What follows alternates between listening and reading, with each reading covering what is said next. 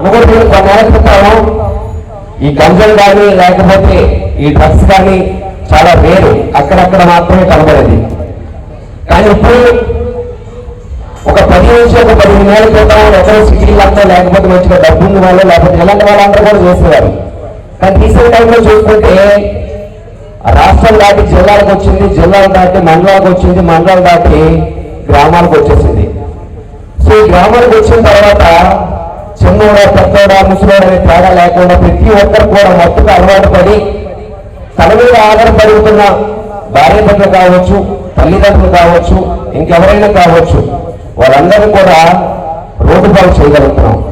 So ఆ మత్తుకి మనం అందరం కూడా అలవాటు పడితే అది ఎలాంటి పరిణామాలకు దారితీస్తుందో ఇంకా చాలా మంది ఆలోచన చెప్పడం జరిగింది.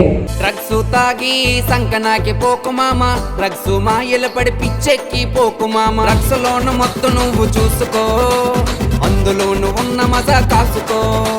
డ్రగ్స్ లోను మొత్తం నువ్వు చూసుకో, అందులోను ఉన్న మజా కాసుకో. అందుకే డ్రగ్స్ తాగొద్దు తమ్ముడో తమ్ముడా, తాగుతూ ఉంటే గంజాయి కంటే ఫుల్లు నిసా.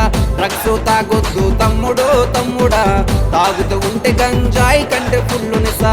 పిల్లం పిల్లల్ని ఏడిపిస్తది, ఆ సంతస్తు పోగొట్టమంటది.